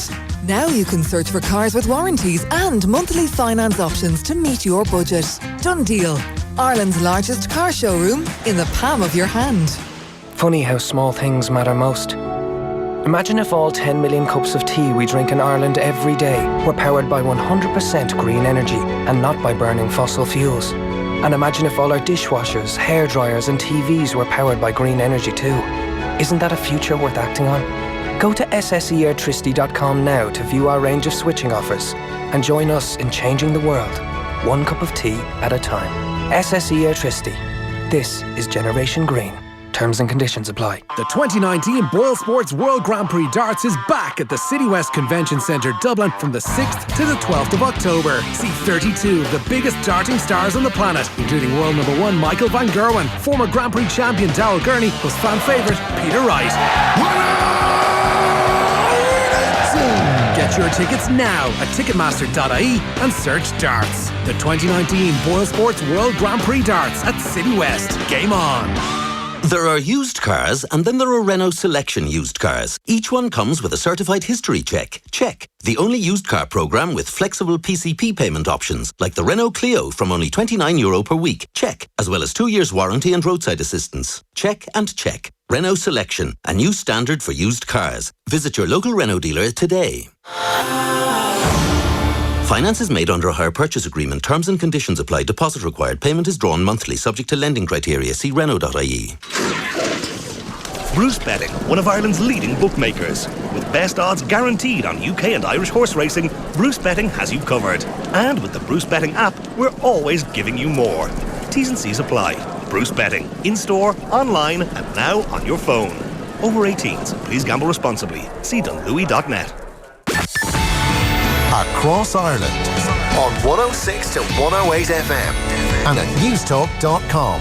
This is Newstalk. Good evening, I'm Tina Gates. Up to 19 families may have to be rehoused after an electrical junction box caught fire last night in Dublin's north inner city. Electricity and water supplies to an apartment complex on Queen Street have been cut, and independent councillor Christy Burke says it could take more than a month to fix. There was a fire and residents thought it was an explosion, but that there was no explosion, it was a fire. And as a result of that, 19 families will not be allowed to return to their homes for 4 to 6 weeks. The Department of Agriculture says there's no timeline at this point for an end to today's talks on the beef crisis and no current update. The talks, described by some as constructive, have been continuing throughout the day to try and resolve the ongoing row, which has seen production stopped at a number of meat plants around the country. Mortgage holders in Ireland are paying up to €80,000 more during the lifetime of their loan than people in most other EU countries. Irish Independent Personal Finance editor Charlie Weston says figures released by Brokers Ireland are based on a €300,000 mortgage over 30 years. The average mortgage rate in this country is almost double what they pay in the Eurozone on average. The reasons cited for that are regulatory rules. Banks in this country have to set aside more capital when they issue a mortgage than they do in other Eurozone countries. And that's a legacy of the collapse of the financial system, that the central bank wants to make sure that the banks are well capitalised when they're issuing a mortgage. The White House has confirmed the death of the son of Osama bin Laden in a counter-terrorism operation in the Afghanistan-Pakistan region. It's rumoured that Hamza, who was a high-ranking Al-Qaeda member, was killed last month. And GAA fans are being advised to use public transport when possible today when heading to Croke Park. Dublin and Kerry are going head-to-head in the All-Ireland final replay with road restrictions in place around Drumcondra and surrounding areas. That's it for now. All news updates are on our website. That's newstalk.com. Newstalk weather. Thanks to the AA, you can find our lowest car insurance price online, guaranteed. Staying dry in most areas with warm sunshine and highs of 18 to 22 degrees. Now you're up to date on Newstalk. Football on Off the Ball with Paddy Power, the greatest football partnership since Shearer and Owen. Alright, welcome back to Saturday's Off the Ball. I have returned from Kilcock. Hooray! If I could turn my microphone on now, it'd be can nobody turn hear my microphone on, it'd be a lot better. Neil has been thrown out of studio. Lads, can I just point out that Shearer and Owen thing? Surely that should be Shearer and Sutton. Shearer and Sutton were a lot better than Shearer and Owen, were they not? Do you not get the joke? Dear God. It's a joke. Shearer and Owen, have you seen their very public spat? Yeah. Somebody needs to be sacked in the Paddy Power marketing department. Shane didn't get that one. Well, it says more about Shane maybe than anything else. I think Michael Owen was in here yesterday, actually. We've an interview. I sat with him for about an hour. Not a fan of Alan Shearer. I thought that maybe the public nature of their spat might have meant that they, I don't know, some sort of a coming together and they go, this isn't doing any of us any favours. Diplomatic back channels. Well, Michael Owen said that basically, even if there are diplomatic back channels, there's no point, because he said if we ever met each other, we're never going to agree on this. So, I believe it didn't come up in the Late Late Show last night. I didn't see I did see the Michael Owen interview. The John Walters Roy Keane issue did come up, which Michael Owen mentioned that he had watched. I think it was again in the little former Manchester United players WhatsApp group. Incredibly, on the Late Late Show, they managed to talk about that Keane video quite a lot without ever mentioning off the ball. It's quite a... I don't know what channel the Late Late Show's on, obviously. How's Virgin Media Sport going, Tommy? Very well, yeah. Big week of Champions League action. That's enough of the free promo for you. Stephen Kelly is still with us as well. Afternoon, Stephen. Hey, Nathan, you well? So what have you been talking about, boys? I've been tuned in. It's been good stuff. Yeah, well, I'm glad you're here after Neil let us talk for 20 minutes about David De Gea's I did hear that. refusing to sign a new contract before. What does it say about the malaise in Manchester United? Before Stephen Scoop Kelly told us that about 4 hours ago it was broken in the English media that he had actually signed it. I'm still waiting for the official verdict, though. The latest scores in the Premier League, about 7-8 minutes gone in the second half. There's lots of interesting scorelines, including Manchester United been 1-0 up against Leicester City. Marcus Rashford with that penalty kick. Spurs and Chelsea very much kicking into gear after the international break. Spurs 4-0 up against Crystal Palace. Chelsea 3-0 up away against Wolves. Still scoreless between Sheffield United and Southampton, and between Brighton and Burnley, where Shane Duffy's back in the Brighton side and Aaron Connolly is among the substitutes. Liverpool 5 points clear at the top after that 3-1 win against Newcastle. Brighton are ahead now. Neil Maupay has just scored for Brighton. And Norwich Man City is the late game. The Ireland under-21s, I know you've been talking about the senior side. The fact that Aaron Connolly, and the way Mick McCarthy does seem to work, the fact that Aaron Connolly is on the bench. Jason Malumbi's playing for Millwall today, by the way. Going to get minutes, and you would imagine get more and more minutes as the season progresses. It's hard to see how he won't be in the senior squad. Or do you think that arrangement that was there this week, whereby, because the under-21s play Thursday night at home against Italy, Ireland then play in Tbilisi on the Saturday and in Geneva the following Tuesday. Can that arrangement that was there, where the under-21s stay with the under-21s, remain? Yeah, I think they will. I think they will, because the 21s are going so well, and it'll be great to see them qualify. I think they will. And then on top of that, as Stephen hinted earlier, like Mick is Mick. He's not going to parachute a player in out of nowhere. Mick is very much Mick, isn't he? That's for sure. Dan had a brilliant piece during the week about the whole Mick Stephen dynamic and the questions, and Mick not been best pleased with the amount of questions that are coming at him about it all at the moment. I thought that was a very good piece. But yeah, Mick is a good way of putting it. Yeah, I think it's. I think in fairness, I think like Mick is. He has come out and said, like, by the way, can you give me a bit of credit for not pulling Aaron and Troy into the squad and looking after? And actually, speaking to Keith Andrews before the window, like, I think it is something that is appreciated by Stephen Kenny and his team, that like Mick could easily have, if he was a more Machiavellian fella, have said, right, I'm going to screw over the guy who's standing in wait for me, but he's not. He's helped. He's done the right thing, I think, in terms of, on the face of it, how much action were these guys going to see, let them continue. But it was interesting, actually. I just wanted to say what I was doing the game, as was mentioned earlier, on Tuesday night with Niall Quinn and Kevin Caban, and I said to both of them, how would you feel as a player? And they both, as former Irish internationals, and it'll be interesting to see what Stephen said, even a friendly cap in a meaningless game of no real importance, even a senior cap of that degree would mean more to a player than any under-21 cap, qualifier or not. They certainly felt that if the lads involved had even a sniff of a chance of being around the senior squad, they would have jumped at it. So I think that's an interesting dynamic, as well. I don't know if Stephen, would he share that? Would you rather be, look, we're trying to qualify for an under-21 tournament, or be on the fringes of the senior setup?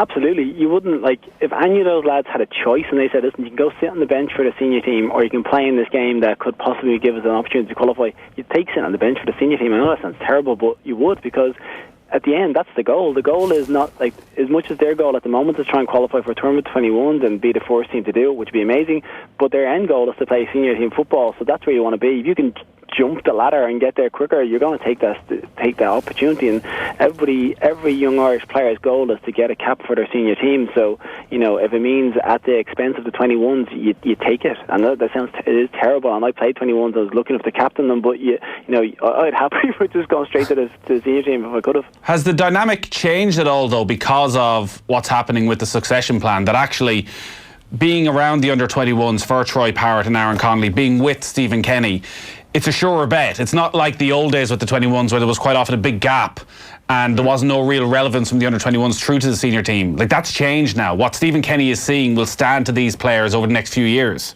you're going to feel like if you can impress him and do really well for him, there's every chance that he's going to give you your first international cap as a player, because he's going to want to bring you forward and reward you for what you did for him.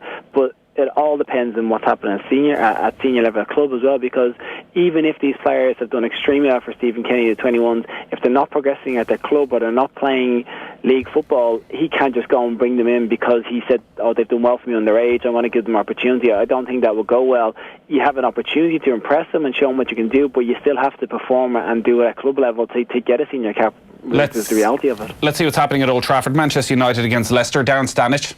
Manchester United 1, Leicester City 0. It's been a lively start to the second half as well. Both sides with chances. James Beattie's man and fired over on 49. Mata had a shot saved on 50. Pereira fired the rebound over. Vardy beat Maguire to the ball on 48 square, but no one was there to finish. And Tielemans was felled edge of the box. Maddison fired the free kick over for Leicester. Lively start to the second half, but it's still Manchester United 1, Leicester 0. Another goal at Molineux. Wolves against Chelsea. Clive Edwards. It's Wolves 0, Chelsea 4, and it's a hat-trick for Tammy Abraham. This was a well-taken goal, but my word, he made Cody look very slow. He took Cody on, sidestepped him, drifted past him, fired a right-footed shot past the keeper into the net. Hat-trick for Abraham, Wolves 0, Chelsea 4. Wow, some run of form. Tammy Abraham is on 7 goals now in his last 3 Premier League matches after being written off, quite literally written off after that first day of the season against Manchester United. Yeah, he looks good. He looks very, very good. Obviously, when you're scoring goals, you look very, very good. And he's still only 21. Yeah, he's at the moment he's nailed a starting place in a team that are looking to qualify for a Champions League position at 21 years of age. There's not too many people that have done that over the last few years. I think he looks a real prospect. They seem to have a few of them at that club. Tomori, for sure. Tomori scored the first at 21 as well. Did you see Tomori's goal? Didn't see it. Oh. Cracker. He's standing about 30-35 yards out, ball is laid back to him, first time, right boot, one of those, he's slightly to the right of centre, sweeps it across, top left hand corner. See your man's goal for Newcastle this morning. Yeah, brilliant goal. That was a cracking goal. How did you see Tomori's goal by driving in the N7 from Kilcock? I was out of my car, looked online, and somehow it popped up in front of me. Up to Joe have a stat about Chelsea in terms of the young players that's really encouraging for what they're trying to do. 9 goals, Chelsea, excluding own goals, Chelsea are only the second team in Premier League history to have 9 consecutive Premier League goals scored by players aged 21 or younger after Leeds United between September, October 1999 as another famous young team in Premier League history. So that has to be very encouraging for them. It'll be fascinating to see what happens next summer when they can go back into the transfer market. So they will have brought through 3 or 4 of these players you would feel that can be mainstays of the team. Does Roman Abramovich, can he afford it? But does he look at this and think, you know what, we've got something there now, 2 big signings, and we're at that next level? Or has he lost that little bit of interest and he's just quite happy to think, you know what, we're qualifying for the Champions League with a very young, inexpensive team? Probably dependent on where they finish, yeah. If they do qualify for the Champions League without them, well then, yeah, you're probably looking at just trying to top it up with 1 or 2 kind of players of real quality. But if they don't qualify for the Champions League, it'll be one or the other, as you say. It'll either be he goes and splashes out and let's forget about this youth product thing, or else it could well be you have enough of this, good luck. Let's see what's happening between Brighton and Burnley. Richard Newman. And Hove Albion 1, Burnley 0. Graham Potter's side ahead through summer signing Neil Maupay. His first home goal, nicely taken too, volleying a Solly March cross into the bottom corner. That was reward for a decent start to the second half from Albion. Maupay has already had a shot saved well with his feet by Burnley keeper Nick Pope at his near post. And defender Matt Loughton almost put the ball into his own net following a cross from Glenn Murray. Pressure from Brighton has forced Burnley into a change. Aaron Lennon off, replaced by Jeff Hendrick. And Brighton going searching for a second goal. It's Brighton 1, Burnley 0. So Jeff Hendrick on for Burnley in that game as they look to find a way back into the match. Now, earlier we asked you the question for our countdown competition in preparation for Japan. Vodafone has given us some amazing prizes to give away over the next couple of weeks. Today we're giving away a Google Home Hub. We asked you to identify our mystery voice who had just found out that Owen Sheehan had found an Irish pub in Tokyo where you can watch the All-Ireland football final replay. Relief is probably the primary emotion. Congratulations to Brendan Cahill from Glenbeigh in County Kerry. Owen Sheehan will be delighted that it is going back to Kerry. It was, of course, Joe Schmidt. If you don't win, don't worry. We have more prizes to give away tomorrow and over the next week. It's all thanks to the Vodafone team of us. Everyone in. The big story in rugby, of course, emerging from Japan in the last few hours is that Robbie Henshaw has emerged as a major doubt for Ireland's World Cup opener against Scotland next weekend. He suffered a hamstring injury in training. Will Addison was withdrawn from the Ulster squad for their pre-season friendly today as a precaution. Joe Schmidt is due to face the media this evening. I think it's about 1 o'clock Irish time. I'm sure we'll find out more then. I have been in touch with Owen Sheehan, who is in Japan, just find out how it's going. So I said, how are you getting on in Japan? He said, yeah, it's grand. Massive place. It's like Alan Wicker, isn't it? Wow, a lot of good stuff to come from Owen over the coming weeks. On detail there. Cannot wait. One of the great travel writers of our time. And if you didn't hear, ahead of the All-Ireland final replay, Bernard Brogan and Eric Lowndes coming into the Dublin panel, Darren Daly and Peadar O'Coffey Byrne to lose out. He is Blondie Coffey's son. That's right. Which I didn't realise until I read it in the paper yesterday. Who knew? Did everybody else know this? She doesn't have as much pool as she used to, obviously, Planet. James O'Donoghue in the Kerry panel, no place for Graham O'Sullivan. 53106 is the text number. @Off the Ball on Twitter. We'll get through some of your texts right after these. Youngest player to score. Football on Off the Ball. With Paddy Power, the greatest football partnership since Jeff and Heskey. Tech Talk with Jess Kelly. Coming up this week, I'll meet the entrepreneur of Irish heritage who ran for President of the United States. Plus, the most famous Mayo man in Minnesota gives me a tour of his new venture. Tech Talk with Jess Kelly. Download the podcast now or tune in this evening at 5. On News Talk. Exciting afternoons with Harvey Norman. Bring the cinema home with an ultra-high-definition smart TV and surround sound from Harvey Norman. The cinema experience with no queues and no trailers. Go, Harvey, go!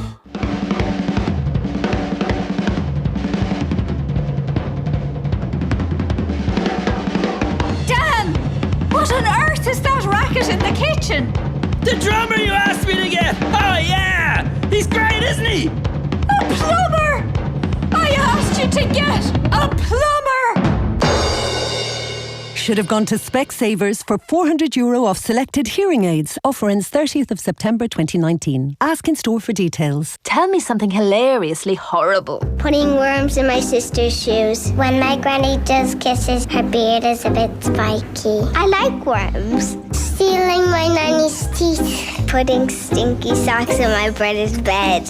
David Walliams, the world's worst children's stories, are now in McDonald's Happy Meal. Served after 10:30am, except in selected restaurants in southeast of Ireland, which will serve this from 11am. A range of books available at different times while stocks last. Ends 15th of October. Hi, I'm PJ from PH Ross. What does design mean to me? Imagine being handed a box of crayons and being told you can only use one colour. Design for me is being able to use every colour in the box and tell a story from the mirrors to the taps to the floor. At PH Ross, whether your bathroom needs refreshing or a total renovation, our staff are here to assist. From concept to completion, PJ and our team are here every step of the way. Our teams strive to create a personalised experience. Discover the bathroom you've always dreamed of, or the bathroom you'd love to dream in. Visit our showroom at PH Ross on the Old Cabra Road, and let's begin. On September 17th, the Aviva Stadium plays host to the 1-0 Sports Business Conference. Experience the off-the-field future of the sports industry with the NFL, Microsoft, Nike and Formula One. 4 stages, 40 international speakers, world-leading brands. Tickets are available at 1-0.com. Hello, I'm Janet. When my GP diagnosed me with plantar fasciitis, she recommended I visit Foot Solutions for an analysis. The team at Foot Solutions were great. They listened and explained everything to me. I was fascinated with the technology and what it could tell about my feet. After just a week wearing my new custom arch supports, I was finally living without pain and going back to an active lifestyle. I only wish I'd visited Foot Solutions sooner. For active feet without the pain, drop into Foot Solutions or visit footsolutions.ie. When it comes to family, how much do we really have in common? There's big differences, small differences, meet you in the middle kind of differences. and you debate your differences over chips and cheeseburgers, or vegan cheeseburgers, which you tuck into at dinner or supper, or perhaps you say tea. Whatever you call it, there's no better time to come together. After all, it's differences that make a family. McCain, we are family. Bruce Betting, one of Ireland's leading bookmakers. With best odds guaranteed on UK and Irish horse racing, Bruce Betting has you covered. And with the Bruce Betting app, we're always giving you more. T's and C's apply. Bruce Betting, in-store, online, and now on your phone. Over 18s, please gamble responsibly. See dunlewy.net. The epic draw between Kerry and Dublin a fortnight ago sparked a nationwide debate over matchups, penalties, red cards. Some emerged with their careers enhanced, others were not so lucky. I'm Joe Brawley, and this week I'll be giving my verdict on the football final replay only in the Sunday Independent. Join Colin O'Rourke, Eamon Sweeney, Dermot Crowe and me as we reflect fearlessly on the greatest day in Irish sport, the Sunday Independent, the complete read. I'll place a full history check on black. I'll put genuine parts on red. I'm betting roadside assistance on green. Buying a used Audi from an unauthorised dealer can be a gamble. But at Audi Approved Plus, all our used models come with a comprehensive warranty, free roadside assistance and more. Don't leave it down to luck. Test drive yours at your local Audi dealer today. Terms and conditions apply. Visit audi.ie. To test drive one of our Audi Approved Plus used models and hear about our latest finance offers, visit us at Audi Centre, Bracken Road, Sandyford. Treat yourself this week at Dunnes Stores. Get fun-size Milky Way, Twix and Maltesers half price. Plus 25% back on all wine and value club points when you buy any 6 bottles. And save even more with our 10 off 50 grocery voucher. Dunnes Stores, always better value. See online for terms and conditions. Minimum spend required. Please enjoy alcohol responsibly. Football on Off the Ball. With Paddy Power, the greatest football partnership since Shearer and Owen.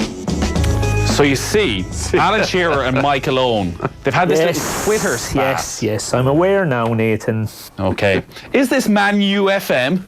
De Gea nowhere near the level of Alisson, Ederson. Terrible with his feet, is a text in. Is this not Man U FM? Well, I'm in the wrong place. Ordinarily it's Mayo FM, and I would like to return it to that, but obviously with the day I was going to add that he was bad with his feet until the whole shame of not realising he'd signed a new contract. So you just wanted to move on from that completely. Ironically, all this parrot talk is just people repeating exactly what they heard somebody else say. Bada boom. That's a good one. I like that. I like that. I do like that.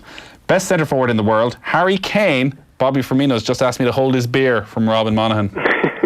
Stephen? Liverpool fan. Oof. Listen, all our listeners are totally impartial and just give their honest opinion on this. Yeah, you're not having Bobby Firmino anywhere near Harry Kane? Firmino, no. Firmino does what Kane does, but Kane scores more goals. Does Firmino not have more about him in his all-round game? Stephen's talking about out-and-out centre forward, aren't you, Stephen? Sorry? You're talking about out and out. Forward. Yeah, I'm not talking about like a player that links up play. I'm talking about out and out centre forward, number 9. It's going to get you goals, get in the box. And for Kane delivers in the sense of, I don't know how many assists he'd have in a season or statistic-wise, but I don't think he'd be far off it. Absolutely. Harry Kane's all-round game is fantastic, Stephen. Like when sometimes you're watching Spurs and you really, really wish Harry Kane could play 10 and 9 because quite often he's the guy who gives the best passes in the team.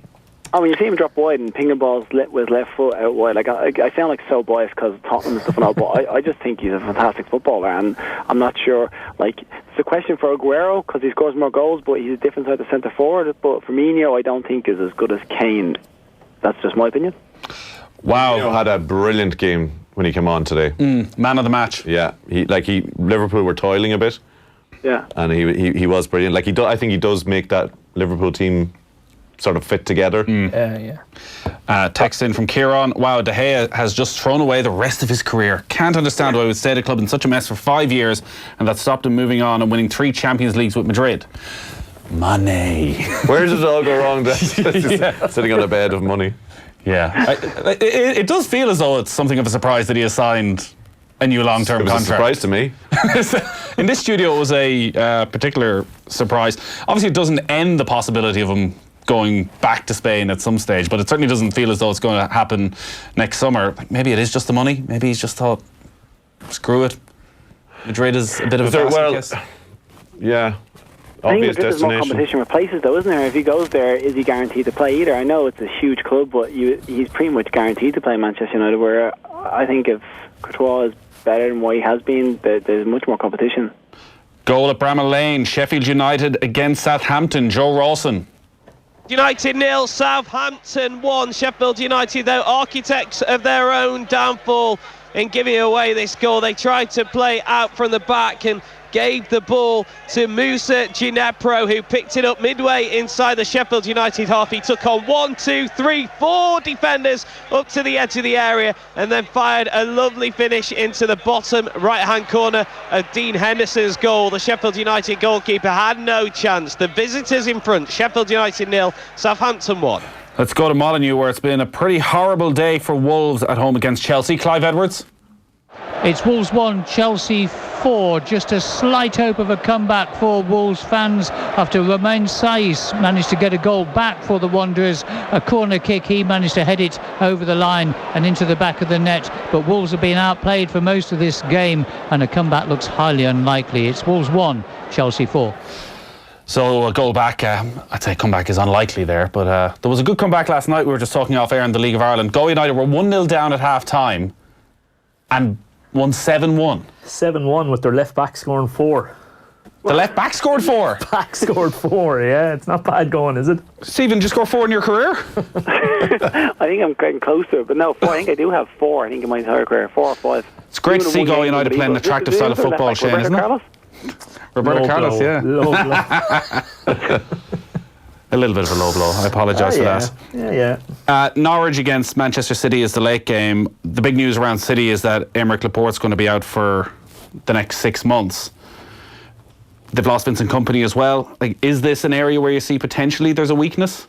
Yeah, I mean, you look back at last year and the only little blip they had was when Fernandinho went out and they didn't really have a like-for-like replacement there. And I know, look, unfortunately for the rest of the league, the blip didn't last too long. But if you were looking this year and you were saying they've probably solved the Fernandinho thing by bringing in Rodri. That's it. He's done very, very well. And now you're looking, you're going, right, is there anywhere else that there might be a little bit of weakness? And that's Laporte definitely is the one that you would have looked and said, right, I'm not sure if they've got anybody of his standard if he was to drop out. So, yeah, look, it's a little bit of a chink in the armour, but you wouldn't exactly be expecting him to collapse in the back of it either, you know. Stones and Otamendi at the back there. I thought Fernandinho might actually get that role, yeah, because I think there was a bit of talk, and Guardiola has said, like, he has done it in the past, and he will now obviously be even more likely to fill in there. That he has been working on that side of his game, and that he would actually go in. But I suppose Stones obviously he's back fit again. You'd imagine what he's thinking is, right, I'm going to put Stones in, and if Stones and Otamendi can't do well enough in this game against Norwich, now that's, I suppose, Norwich are one of the most informed strikers in the league at the moment, but just because he's gone with Stones and Otamendi in this one, it doesn't mean that that'll be the partnership when they come up against one of the really, really big sides. I could still see him leaning towards Fernandinho against one of the bigger sides at centre back. The big story out of that Manchester City team is that there's no Kevin De Bruyne. De Bruyne is on the bench, who has been rested, I assume, for the big Champions League games to come during the week. Pep Guardiola again this week, Stephen, was talking about Rodri, and it's rare for a manager to be so gushing in his praise of a new signing. Like, he's been asked a lot about Raheem Sterling and can he get to the level of Messi and of Ronaldo, and just trying to keep a lid on that a little bit. When it comes to Rodri, he's already talking about him as one of his best ever signings. From what you've seen of him so far, can you understand why he's talking in that way? Yeah, he looks very good. I've seen him a couple of times last season as well. It's exactly what they were looking to do, was bring someone in that can fill in that Fernandinho role, which he does so well. But I think he's been excellent for them. He's been able to fit into the system, the style they plays. They have such a high intensity about them, and it doesn't seem to faze them. Their pressing game, he's been able to come in and adapt to it and have no real issues with the Premiership at all. So you kind of think he looks like he's going to go from strength to strength. It is extremely late in the season for a manager to be talking like that, and for someone like Guardiola, you think he must see unbelievable things on the training pitch, because we've only had this a few games to have witnessed it on a Saturday. So he must be on the training ground absolutely exceptional for Guardiola to be speaking on at such a high level. I see you're sticking with the pronunciation Rodri. Can we just drop the G-O at the end? Is it Rodri? Yeah. I'm just going with that. Yeah, his mother calls him Rodrigo, but everybody else calls him Rodri. Why, you're going with Rodrigo? I'm just asking. Tommy, on Virgin Media Sport this week, will you be referring to him as Rodrigo or Rodri? I'll be sticking with Rodri. Well, we stick together then. That's all the nation will hear, and they'll have to believe it. You know, they trust this man. Well, there's Rodrigo of Valencia as well, so we don't want to get confusing. confused. Yeah. Exactly. So listen, keep it simple. Keep it simple, exactly. Interesting over the last couple of days around VAR and how they came out, Mike Riley, and at first, strangely, I hadn't noticed that they had given the exact examples. So they said there was 4 mistakes, clear and obvious errors within VAR, but they had actually came out and given the 4. I've seen it sort of broadly welcomed in the press conference from the managers yesterday, saying, yeah, we want this openness. It does feel like a dangerous path to be going down, though. Yeah, I thought it was good that they gave the full stats. They gave all the numbers around it. So it broke down as 227 incidents so far this season that were reviewed by VAR, and of those 227, 6 decisions were changed by VAR. So that's a very, very small percentage for starters, which would lead you to say that referees are probably doing a better job than we all give them credit for. But then in addition to those 6, they're saying there should have been another 4. So they're saying it should have been 10 out of 227. But yeah, for them to then go in and obviously you get very interested to know what were the 4. So just to bang them really, really quickly, it was the foul on David Silva. I think it was the first or second weekend of the season. I remember it against Bournemouth. The foul on Sebastian Haller, the West Ham player against Norwich. Yuri Tillemans, really bad tackle. Where the foul was given. Yeah, exactly, the foul was given. But the point on that one was they're saying that it should have been a red card. I think everybody felt that's the one that stuck out to me as the only one where I went, I felt that day that VAR was strange hadn't got that. And the last one was an interesting one because it's a handball by Newcastle player Isaac Hayden was missed in the build-up to Fabian Schär's equaliser against Watford. So, like, the whole regulation around that handball thing, if it's a handball and it doesn't lead to a goal, just let it play. But if it's a handball that leads to a goal, bring it back. No. If it's an intentional handball, you're stopping play no matter what. Yes. But the rule is, as we saw in the final seconds of Manchester City against Tottenham, if the ball hits your hand in any way in the build-up to the goal, intentional, unintentional, your hand is tied behind your back and somebody literally smashes it off it, if it hits your hand, the goal is going to be disallowed.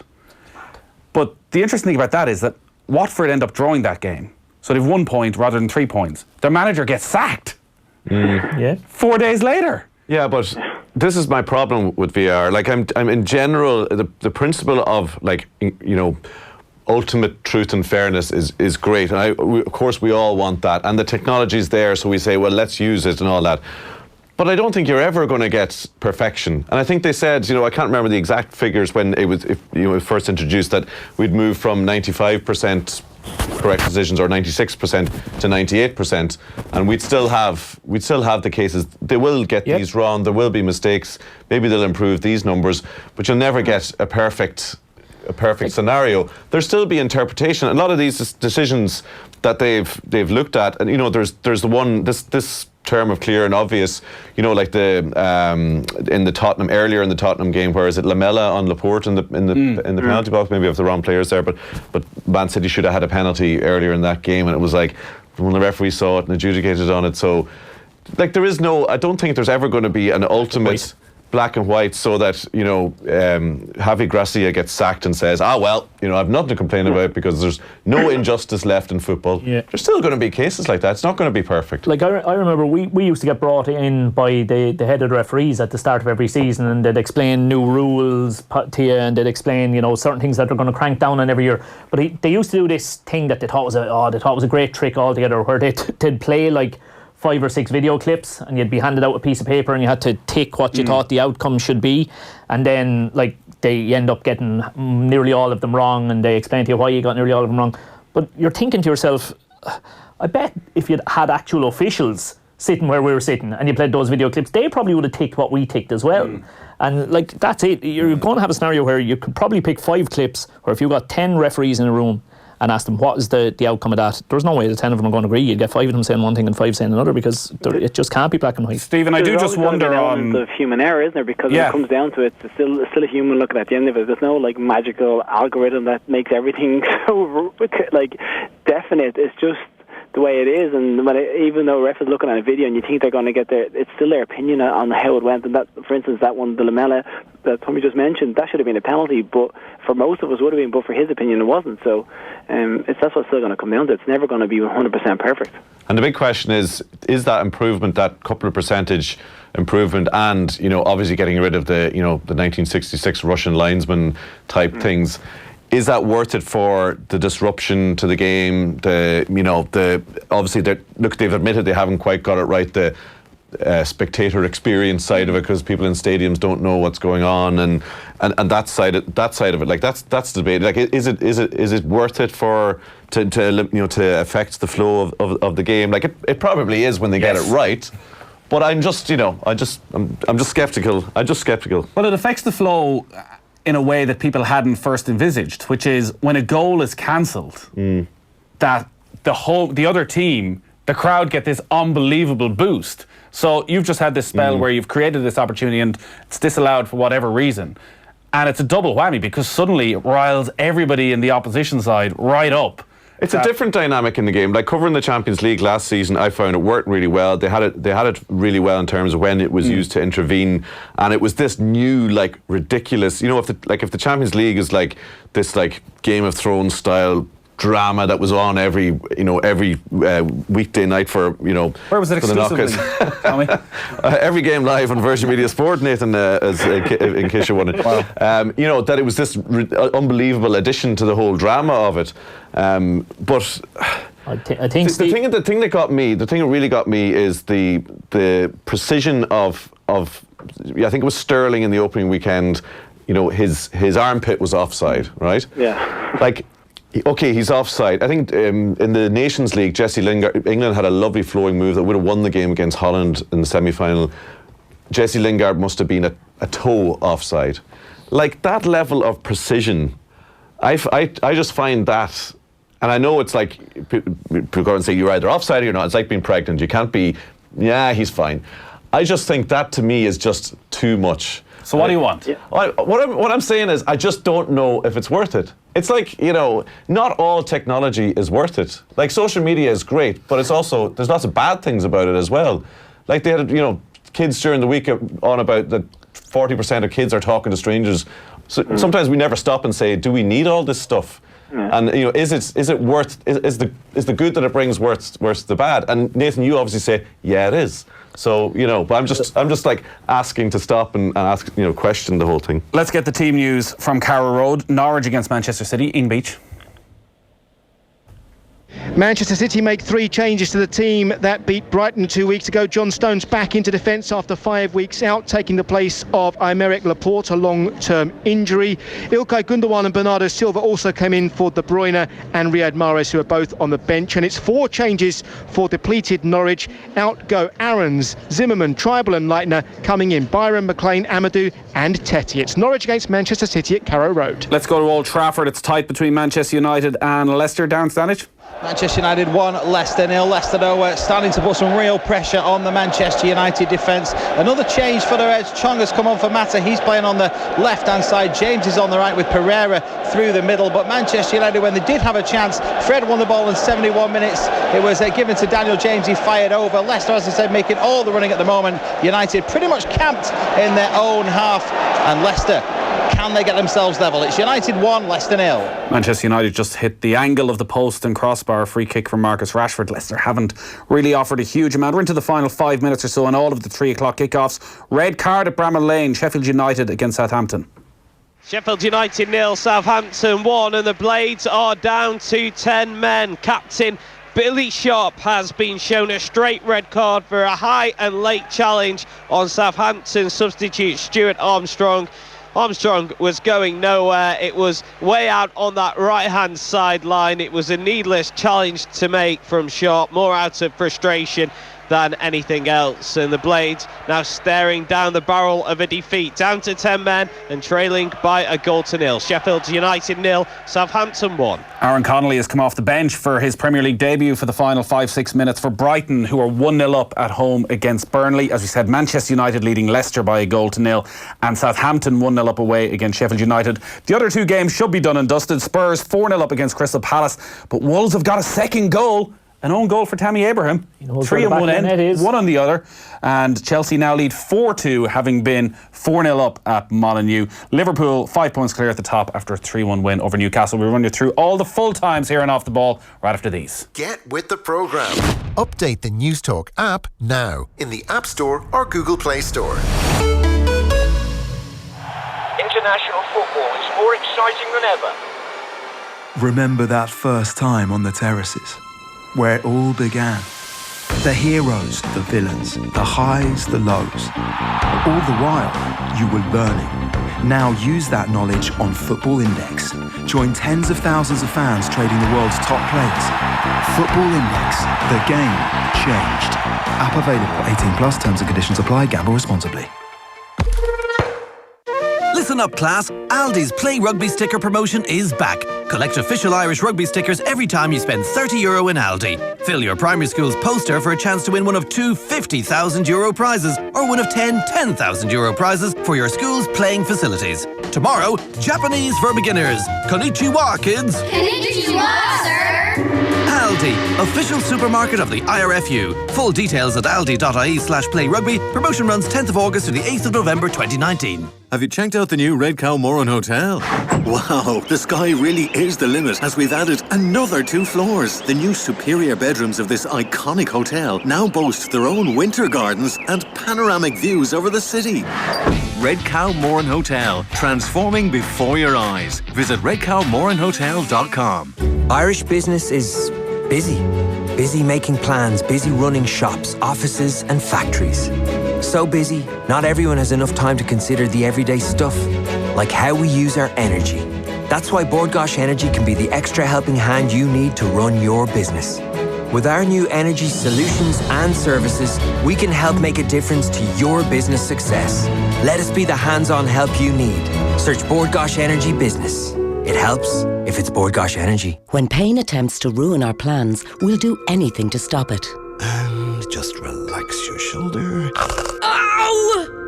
But when pain persists, ask your pharmacist about fast-acting Sulpa Extra Soluble tablets.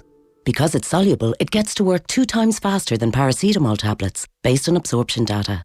Sulpa Extra Soluble tablets. Don't let pain hold you back. Sulpa Extra Soluble tablets contain paracetamol and caffeine for the treatment of mild to moderate pain. Always read the leaflet. The 2019 Boyle Sports World Grand Prix Darts is back at the City West Convention Centre, Dublin from the 6th to the 12th of October. See 32 of the biggest darting stars on the planet, including world number 1 Michael van Gerwen, former Grand Prix champion Darrell Gurney, plus fan favourite Peter Wright. Get your tickets now at ticketmaster.ie and search darts. The 2019 Boyle Sports World Grand Prix Darts at City West. Game on! The epic draw between Kerry and Dublin a fortnight ago sparked a nationwide debate over matchups, penalties, red cards. Some emerged with their careers enhanced, others were not so lucky. I'm Joe Brawley, and this week I'll be giving my verdict on the football final replay only in the Sunday Independent. Join Colin O'Rourke, Eamon Sweeney, Dermot Crowe and me as we reflect fearlessly on the greatest day in Irish sport, the Sunday Independent, the complete read. Welcome back indoors to the all-new furniture and accessories range at Homebase with hundreds of new pieces to choose from. Homebase feels good to be home.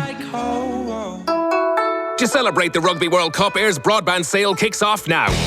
With totally unlimited fibre broadband, plus you get the Air Sport Pack free. The home of the Rugby World Cup in Ireland. And it's on sale for an incredible $29.99 a month for 6 months. Call 1-800-500-300, go in store or visit air.ie. Air. Let's make possible. New customers only, $59.99 a month thereafter. 12-month contract, subject to availability. Air Sport Pack channels subject to change. Use of experience may vary. For full details and terms, see air.ie. Bruce Betting, one of Ireland's leading bookmakers. With best odds guaranteed on UK and Irish horse racing, Bruce Betting has you covered. And with the Bruce Betting app, we're always giving you more. T's and C's apply. Bruce Betting, in-store, online and now on your phone. Over 18s. Please gamble responsibly. See dunlewy.net. Look, it wasn't supposed to end like this. I was going to use you in a cauliflower curry. I had good intentions. I should have bought frozen instead. Food waste can cost the average Irish family €700 a year, not to mention a lot of guilt. So waste less and buy frozen. Green Isle. Get to the goodness. The Harvey Norman home sale ends this weekend with final days deals across our entire furniture and bedding range. Something stylish for every room in the house and amazing prices like sofas from just $389, dining tables from €140, up to 50% off bed frames, incredible deals on Irish-made mattresses and saves of up to $100 on mirrors, rugs, lighting and so much more in-store and online. But hurry, the Harvey Norman home sale ends this weekend. Go! Football on Off the Ball. With Paddy Power, the greatest football partnership since Shearer and Owen.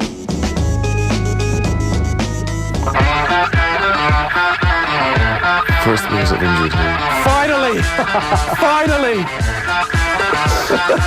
Not the first. I know it's not the first, but I wasn't here. I've been waiting to hear this sweet music. It's your first. You all know what it means. You all know what it means. Who's got that goal? Brighton and Hove Albion 1, Burnley 1. They've got the equaliser. Burnley in the dying stage of this game, completely against the run of play. It's a brilliant strike from Jeff Hendrick from way outside the box. He hammered a shot low into the bottom corner past Matt Ryan, and it's Brighton 1, Burnley 1 in stoppage time. Jeff Hendrick. Yes. Go on, Jeff. You know what to do. Text Hendrick, your name, to 53106, and you will win yourself a prize. The accountants have been very pleased with me so far. They're like, this is such a wonderful idea for a competition that we never have to give away a prize. So Callum Robinson is the second. Oh, bit of a scrap at Old Trafford. At Old Trafford. Proper scrap as well. A little bit of pushing and shoving. Casper Schmeichel getting involved to split it up. Let him at it, Casper. United still 1-0 up against Leicester. 4 minutes. This feels like a big result for United, doesn't it? I mean, like Stephen Kelly's still on the line. Stephen, this was a game that, even though they're at home, it felt as though everybody expected Leicester to get something from this. You know, we were talking about it earlier, just saying that, you know, everything, the way Leicester are playing, the squad they have, you feel like they can get something there. So it looks like it's going to be a fantastic result for Manchester United if they can hold on to it. But we shouldn't really be talking like that about Leicester going to Manchester City, but that's the situation they're in, and like I said, we spoke about it in depth earlier. It's just it's crazy to think that that's the conversations we're having. But yeah, looks like a good result for United if it stays this way. They're into the final minute of injury time there. Well done to John Kenny in Eden Derry, who is the winner of our competition for Jeff Hendrick getting that goal. Lots of people text in before we play the music. The music is the key. If we're in an ad break, you got to wait for the music. Simple as that. When you hear the music, you know something good has happened for Irish football. Those you pointed out, double-edged sword. Aaron Connolly gave the ball away? No, Aaron Connolly had just missed a very, very good chance just beforehand. That would have really ramped up the talk about him if he'd managed to put it away on his appearance as well. But it wasn't to be from Mick. It doesn't put Mick in an awkward position. Take that back. Well, Mick will certainly be delighted that Jeff Hendrick has got a goal and maybe can get himself some game time between now and that double header next month. Full-time whistle has gone in that game between Brighton and Burnley. Let's hear about it with Richard Newman. Full-time, Brighton and Hove Albion 1, Burnley 1. Jeff Hendrick's brilliant late strike in the 91st minute, denying Brighton the first home win of the season. He fired into the bottom corner from outside the box, completely against the run of play. Brighton thought they'd done enough. They dominated the second half, went ahead through Neil Mopai, the summer signing from Brentford. He volleyed in a cross from Solly March early in the second half, and March was excellent throughout. Burnley rarely threatened, but it was that late punch from Hendrick which has ensured Sean Dyche's side will return home with a point. It's finished Brighton 1, Burnley 1. All right, so Jeff Hendrick among the goals there for Burnley, an important point for them. Brighton, Shane Duffy did start, and by the way, we'll have a lengthy interview coming your way on Thursday night with Shane Duffy looking back on his career. Now let's go to the new Spurs Stadium, the new White Hart Lane, whatever you want to call it. They've had a convincing victory against Crystal Palace. Let's get the full time. Tottenham Hotspur 4, Crystal Palace 0. A superb first half performance, looking like the Tottenham side we've seen consistently reach the top 4 in the Premier League. Crystal Palace's impressive start to the season was blown apart as Tottenham ran riot. A sweet Heung-min Son goal set them on their way. He added a second after Van Aanholt had put through his own net. before Eric Lamela sealed it just before the break. Maybe no surprise, the second half was uneventful by comparison. Tottenham Hotspur 4, Crystal Palace 0. All right, so 4-0 there in that game, and Spurs with no goals from Harry Kane, but they still scored 4, and they needed that because it was a very disappointing start to the season for Tottenham, but convincing winners there. Let's just see, is there any more full times? There is. The full time whistle has gone at Molineux in that game between Chelsea and Wolves. Let's hear about it. Full time at Molineux, it's finished Wolves 2, Chelsea 5. A hat-trick from Tammy Abrahams, a brilliant goal to open the scoring from Tomori, and to finish off a goal by Mason Mount sealed the victory for Chelsea. Roman Saiz got a goal for Wolverhampton Wanderers in the 69th minute, and Cutrone gave hope of a comeback in the 84th minute, but it was not to be. Chelsea have outplayed Wolves. It's finished Wolves 2, Chelsea 5. Yeah, they're giving Cutrone the goal there, who will be part of the Italian under-21 side, more than likely, that come to take on the Republic of Ireland. Started the last couple of games for Wolves. You would hope that there will be. Matt Doherty, more good news for Mick McCarthy is that Matt Doherty, after that little knee problem that he had that kept him out of the games, I know there was other stuff going on as well, but it looks as though he's going to be perfectly fine. All going well for those matches for the Republic of Ireland. You just mentioned, Tommy, Chelsea are the team everybody wants to watch. I said they're almost going to be everybody's second favourite team, which is a real insult in many ways. It's a bit of a... Doesn't feel like they're a threat. Yeah. But that's 19 goals in their 5 games. They conceded 9. I was looking at this in their last game against Norwich. So they've conceded 9 goals in their first 5 games. I think it took Jose Mourinho till March in his first season in charge to concede 9 goals. The season they conceded 15 goals. All season long. It's, to me, I obviously haven't seen that game, but it looks to me like they tire in the second half of games because of the style that Lampard, that he wants to have them play. I wonder if they get to a certain level of fitness, will they be seriously formidable? Because they've obviously let Wolves back into that game. And the way he has them play. But that's stat on the young players, by the way. The first team in Premier League history to have 11 consecutive Premier League goals scored by players aged 21 or younger. So Abraham with a hat-trick today. Mason Mount got one, and Toure as well. Let's go to Bramall Lane. Full-time whistle's gone between Sheffield United and Southampton.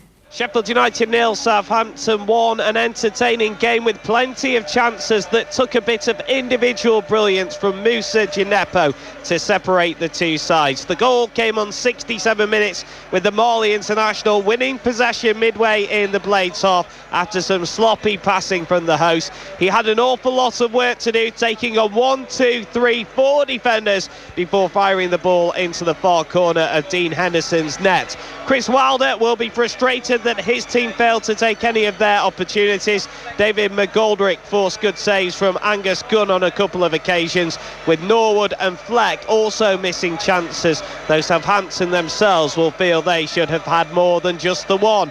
United captain Billy Sharp was sent off for a high challenge on Stuart Armstrong to sour the afternoon further for them, but it's the second consecutive away win in the Premier League for the Saints, who go marching home with 3 points. Full time, Sheffield United 0, Southampton 1. Manchester United have held on and they've beaten Leicester City by 1-0. That a big win for Ole Gunnar Solskjaer. United up to 4th in the table as it stands. The late game is Norwich against Manchester City at 5:30. Adam Ida, the Irish under-21 striker, among the substitutes. So the full-time scores in the Premier League: United 1, Leicester 0, Brighton 1, Burnley 0, Southampton won 1-0 away at Sheffield United, Spurs 4-0 winners against Crystal Palace, and Chelsea 5-2 winners against Wolves. Liverpool 5 points clear at the top after that 3-1 win against Newcastle.